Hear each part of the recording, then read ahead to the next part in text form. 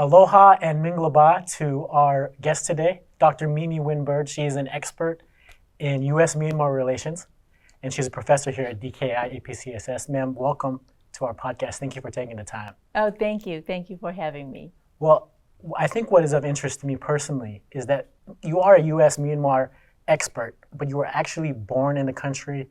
You spent time there all the way up to the 8th grade, and you speak Burmese. Yes. Tell us a little bit more about what was it like growing up in Myanmar? Yeah, when I was growing up in Myanmar, right, Myanmar was a socialist country. So, and it was very much isolated. So I have it was rare I have met or seen white people or, or black even, right? So it was really amazing when I came to, United States. It was just, a totally different culture, different people. Right. They look different. And I have never seen a television. Really? When I left Myanmar. The first time I saw television was in Bangkok airport. Really? Yeah, so it was so, we're so backward at the time, and we get like radio had like those vacuum tubes, and we get radio programming maybe like once or twice a week type of thing, So how did you entertain yourself? Oh, well, we have, just like human has, entertained themselves before, right? We play a lot with the other kids, we make up games because we don't have ready-made toys like so we have to use a lot of imagination. So, we will listen to the radio song and then we will sing together, Right. Singing, we will dance, that type of stuff. And we play, we would, get a little blades and then we cut up plants and then we make like a salad out of them, Right. like play. We have to make it ourselves. Even to this day, when I visited Myanmar in 2008, singing and music and dancing was a huge part of their culture. So That's I right. bet that's Yes. even to this day. Yeah, we entertain ourselves that way. Yeah. What was it that brought you from Myanmar to the U.S.? Oh, my family, my parents immigrated to United States, for better opportunity. So we as a kid, it's not my decision, it's my parents' decision, Right. but it's the right decision, obviously, because I have been given a lot of opportunities as a result, of our immigration here. Yeah. And talking about your opportunities, tell us a little bit about your education and your expertise. Okay, all right. Well, I went to, as I was about to go to, a university, right? It was 5 years after, right? My immigrant family, we don't have very much money to send me off to college. So I started competing for scholarships, and the U.S. Army, ROTC, gave me the scholarship. So that's how I ended up in this. So, as a result, I had to serve in the military, right? What was your MOS, your specialty? My basic MOS was 91 Delta, which is ordnance ammunition. But then right after the first Gulf War, I was recruited into civil affairs because of my language capability and then my Burmese background. Right. So I was, pulled into a special ops. So I've been, pretty much until I retire, I stayed as a civil affairs officer. 28 years, right? Yeah, 28 years. Yeah, that's a long time of service. Thank you for that. You're welcome. Well, I think that I have gained more from my service to, in the military than I think I was able to give because of, it's just opportunities. Like back to you were talking about education, right? All my degrees were paid for by the military. So my undergrad, my master's, my doctorate, my doctorate was paid for by the GI Bill. So if it wasn't for the military, U.S. Army giving me all these opportunity in education, I wouldn't have been able to do that. That's amazing. It's very expensive, right? Education. While you're getting your education and you're traveling with the Army, I'm sure you're going all over the place. What were your thoughts about your home country, your birth country of Myanmar? Like what was happening there? What were your thoughts and feelings about Myanmar? Well, up to 1988, I hadn't thought much about it because I was a kid. I left, and I was struggling trying to fit into this, this new culture, new country, right? And as like every kid's, right? I just want to be an American. I don't want to be different, right? So you're trying to assimilate. You're too busy with that. And then I was, it's after advanced camp. It's a summer between junior and senior year. After advanced camp, I got an opportunity to do it, they call it CTLT, like an internship, Cadet Troop Leadership Training. So they ended up sending me to Korea for 5 weeks. It was August 1988. And while I was there, the whole in Myanmar, in Burma, was the uprising, 88 uprising. So I saw it for the first time, and it and people knew that I was originally from Burma, so they go, Miemie, come and look at it, and that was the first time I started to think about Burma again, a different, and then also at the same time, Korea, South Korea was transition, that was right before right as they're preparing for their Seoul Olympics, that's kind of like coming out, right? So, I was just thinking about Korea transitioning to, full democracy, and then there's Myanmar still struggling, right? And now looking back, right, how Korea has become the first world nation, right, and Myanmar still struggles. So it's very sad to see, the two countries kind of similar situation, but now they one has progressed and one still stagnant. Well, in talking about Myanmar's progress, so just recently, Biden's administration released the Indo-Pacific strategy, right? And there's a lot of familiar policies that are in there: free and open Indo-Pacific, prosperity, security. And when we're talking about Myanmar, from your expert opinion, how far or what does Myanmar need to do to advance in those directions? Right. Well, Myanmar was in transition to democracy, right, for past 10 years before the coup, and it liberalized its economy. It had some level of democracy, representative political system, and that was the time Myanmar saw unprecedented economic growth and advancement. Right. It had never seen that under the regime, and now, after right now. You mean post after Aung San Suu Kyi was released in 2010? Right. Yes. Right? Yes.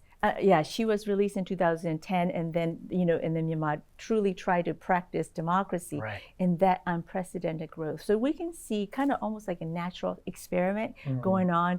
The authoritarian regime, and versus the democracy, right? And you can compare them right there in Myanmar, and which one grow faster. Right. So, so that's the, I think that evidence, in our lifetime that we can see what the open system, open and free and open Indo-Pacific can do. The 10 years of experiment, right? I think you actually called it disciplined democracy. Yeah, they call it discipline. They call it disciplined democracy. Nevertheless, it was, different, right? It was not authoritarian. Yes, it's not exactly like our system, but still, it still has many component and features of democracy. In your engagements with, I'm sure with DKI APCSS or other engagements you have in your personal expertise with the country, what were some of the benefits you saw firsthand in Myanmar? The opening? Yeah, the opening, brought Myanmar into the international community, right? It's no longer isolated. So people are able to engage with the outside. So they're starting to understand, their aperture was, open wider, right? And that also playing out to post-coup, after the coup right now, that 10 years of engagement has really give people different mindset, right? They really tasted the taste of freedom, taste of democracy, and they don't want to go back. And also because they were engaging with, outside world, a lot of people gained that capability. Not only they want it, they think they can get it back, right? And that's why a year after the coup, people hasn't given up. They want it, and they will find a way to get it back. And in that particular thing, what I found interesting was the women. Right? Because under the military regime, women lost a lot of their rights, right? They were marginalized because it's a male-dominated, structure, like military regime. But so, and during that opening, women got a lot of opportunity, and also a lot of the Western aid coming in had a lot of women empowerment feature to it. So women were educated, given opportunity, their capability and capacity got strengthened and increased. So in this coup, post-coup environment, 65% of the resistance forces Wow. are made up of women. I didn't know that. Yes, because they know they have more to lose. Wow. And you also talk about Generation Z Yes. and their response to the military coup last year. Tell me about who are Myanmar's Generation Z and what's their role? Right. Well, country. Generation Z grew up, right? They grew up during this opening, right? So they are digital natives. They're very much technological savvy, and they are engaged with they grew up engaging with the world. Right. I saw, I didn't verify the statistic, but I saw something that Myanmar went from 1% with access to the internet to somewhere near half. Right, that's right. And it seems like this is the group right that got the internet. And even grew up with the internet. Right. And yes. even when you saw, I'm sure you saw that video of the girl doing the exercises and the coup happening in the Right. behind. Yeah, I mean, doesn't that tell you a little bit about how this country has advanced in these 10 years? Right. In that 10 years before, before the opening, I think only like less than 10% had access to telephone, right? Wow. A cell phone. And then, it went from like almost 70 to 80% had cell phone, right before the coup, and even right now too. And you will see like little vendor, right? The beetle nut vendor, right, with the little thing, but they will have like the smartphone. Is it Facebook? Because I saw something that said that Facebook is the big social media tool for. Right. Because they came online, and then Facebook was becoming very popular, so everybody got onto Facebook. Right. So in many ways, they think that internet is Facebook. Ah, really? Yes. When you think about internet, they just think of Facebook. Okay. So they think it's synonymous with Facebook and internet. And you touched upon this a little bit already, but my question is, we have the coup that happened last year, February 1st, and so how is this different or the same from what we experienced pre-2011? I mean, you mentioned that these people have new perspectives. And so, new capabilities. Right. So how is this playing out in the last year? Right. How are they responding? Right. So, I've been asked that question a lot. How is it different? And in many ways it's different. And we cannot look at the history as an indicator of what it will be, how it will turn out. Because initially when the coup occurred, many people, including a lot of the, Burma watch, the military will, take it back. And up to today, military has unable to get control of the entire country. Right. Because you called it Myanmar's U-turn in your last article, right? That's right. And so my question was, is it a complete U-turn all the way back? So it sounds like they're trying to go completely back, but the capabilities, like you're saying, prevents them from taking complete control. Right, that's right. So that's what the military want, is the U-turn. They try to do the U-turn, but people are not allowing them to do it. Right. And then back to saying, like, because of the opening, right, they have more capability, they have more capacity, right? So they're innovating, even though they don't have the firepower, right, the military brutality, against the military brutality and use of firepower, they were able to get around it and with a variety of way, right? How are they doing that? So, for example, CDM, right, that you hear CDM, a civil disobedience movement, that crippled the military completely. All the civil servants, like 90% of them left their job, right? So then they come to, the military couldn't operate the bureaucracy. They have the incapability to respond with violence in that sense, right? Right. So like you're saying, it's another way around. Right. What they only have left is the violence. That's all they're left with, and that's why they're using it.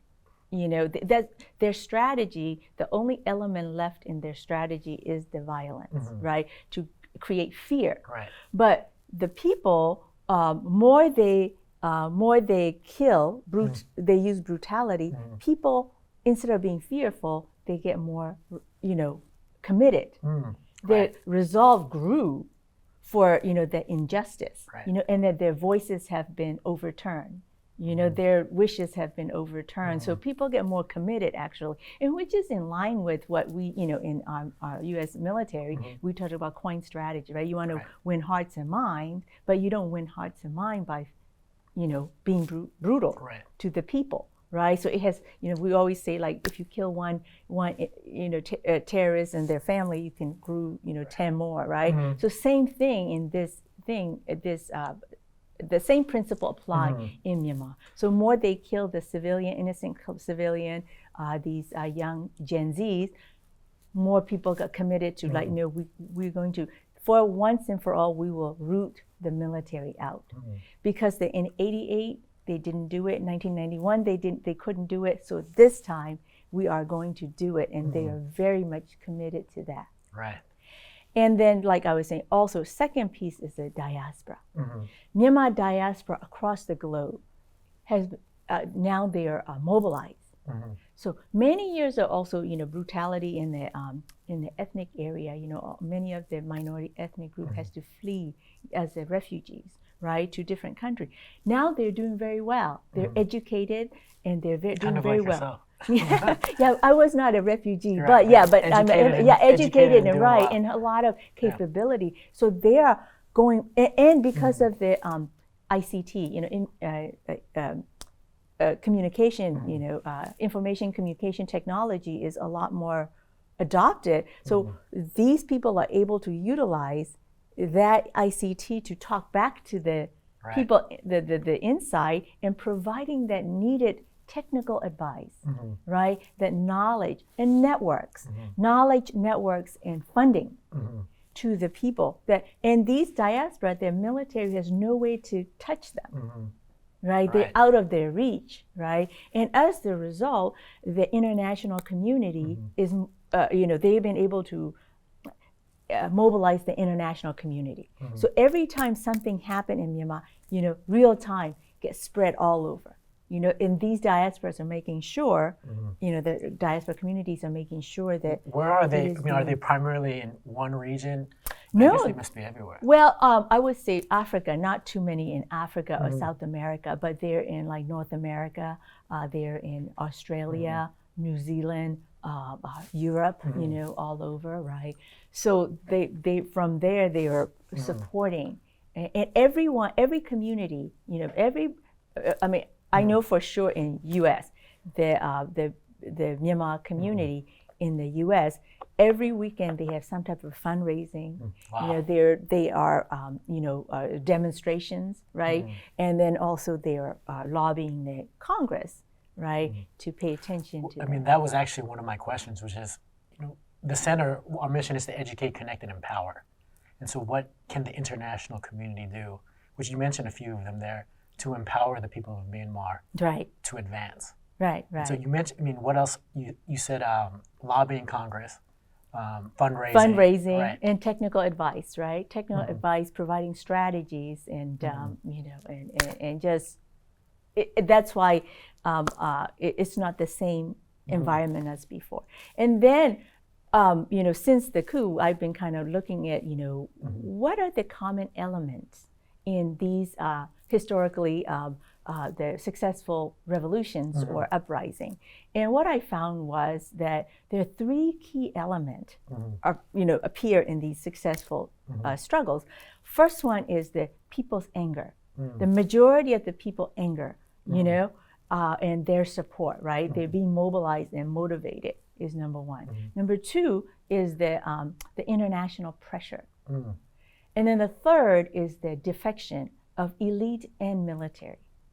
So those are the three elements that commonly appear in the successful struggle. So using that framework, right, you can tell that Myanmar is, they still are committed and they have the support, because the latest one was on February 1st, right? They had a silent strike. Right. The entire country was quiet. Right. After a year, and the military was trying to threaten them that if you have to open your shops, you got to go out, and people still, still show their dissatisfaction. They're against the military, disapproval by staying home and being creative way of protesting. Right. Right. That tells you that their resolve is still there. Right. And all these PDF, People Defense Forces, and the National Unity Government that they have formed, funding still coming to them, right? So that tells you that people are still up in arms. They still are committed to that. And then you can see on the international pressure, right? ASEAN, unprecedented, has not really recognized the SAC, the military regime. So you talk about civil disobedience, and so that seems to be a successful way forward. What do you think are the next steps in terms of moving the movement, advancing, and at least immediately in the near future? Right. I think that Myanmar is a little bit complex environment. Even since its independence, it's divided, right? The Burmans, the Burma, who are the majority, and the ethnic minority, they have never get along, right? There's a lot of mistrust and distrust, and then that's also I think also that was a military strategy, right? To make sure everybody's divided so that they can continue to control it and manipulate it, right? But since the coup, there has been unprecedented coming together, right?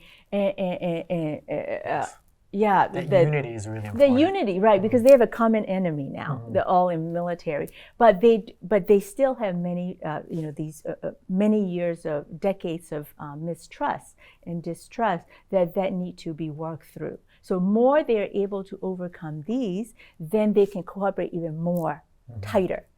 Tighter the cooperation, and if they're able to have a unity of effort, right? Then they can definitely.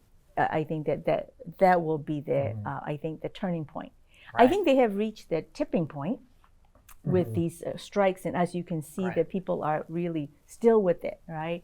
But I think that to get to the turning point is that they really have to come together into a more unity, peace, right, amongst themselves.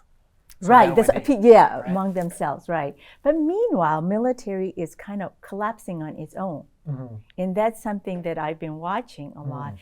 But because military collapsed, that means they won the war, but can they win the peace, right? That winning the peace is all about cooperation, this tight-knit, close unity that will deliver the peace. And when you're talking about trying to achieve that level of unity, it's not an easy task. No, it is not. Yeah. And so, I think about leadership for the country. Aung San Suu Kyi has been the face of democracy. She's been carrying the torch for decades, but she's 76 years old. Right. And so, looking into the future, there's a lot of there's a new generation in Myanmar. And so, my question is, who are the leaders? Where are they going to come from? What do they need to be able to push the country forward? Right.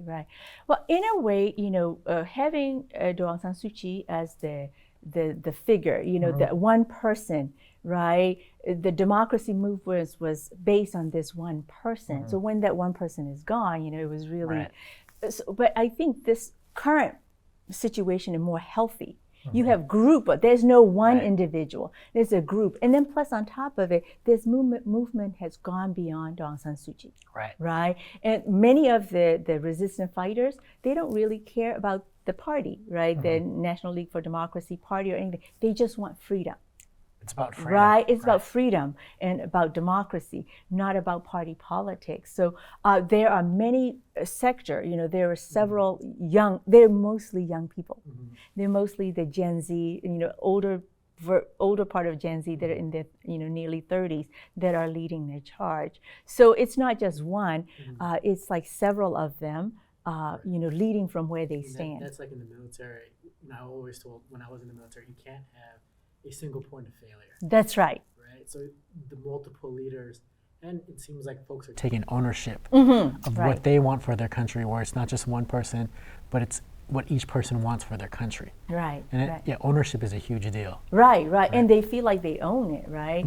And that's why, NUG, right? NUG, the National Unity Government that has been, constructed by the left, those member of the parliament, that were not captured, right? They established that. But even then, they call themselves government, but they really don't have the the capability or capacity as a real government, right? But they're able to utilize the net because of that ownership and that the high motivation.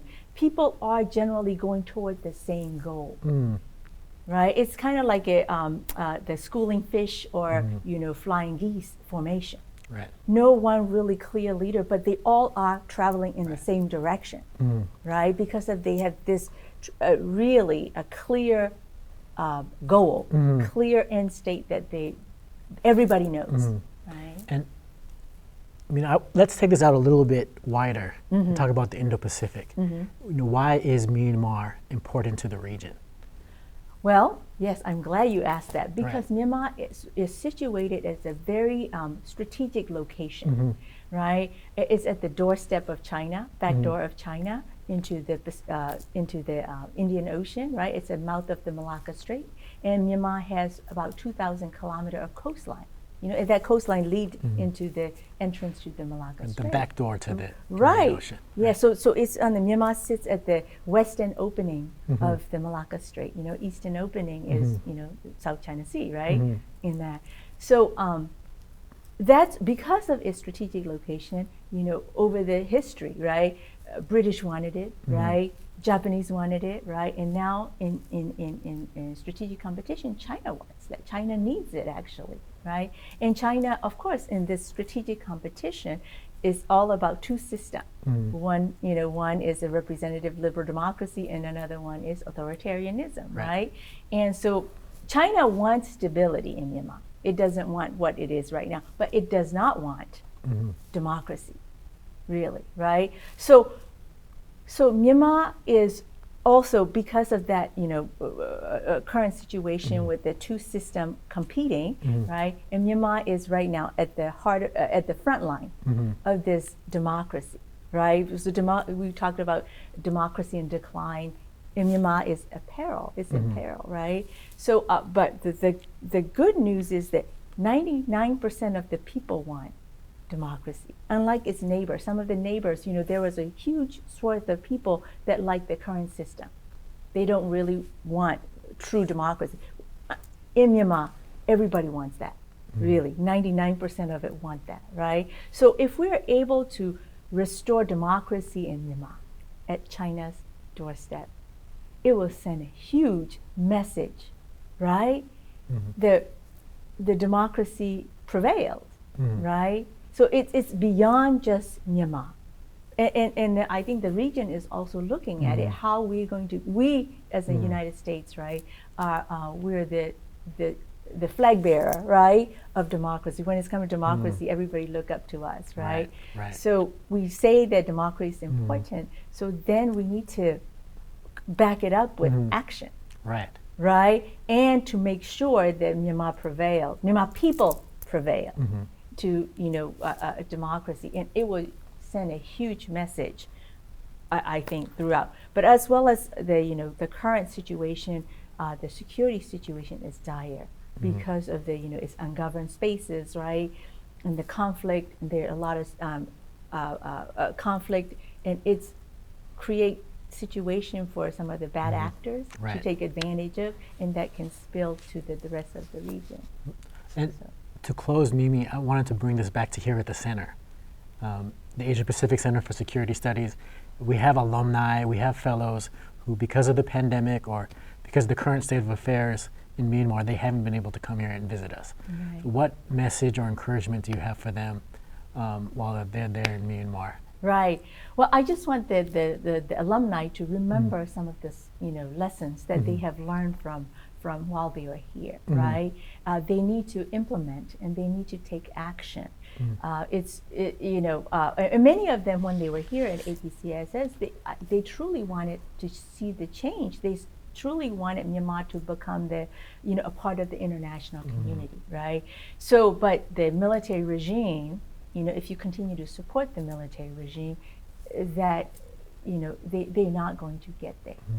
So, if they still remember some of the lessons that we have taught them, some of the concepts and values, this is the time for them to muster up their courage and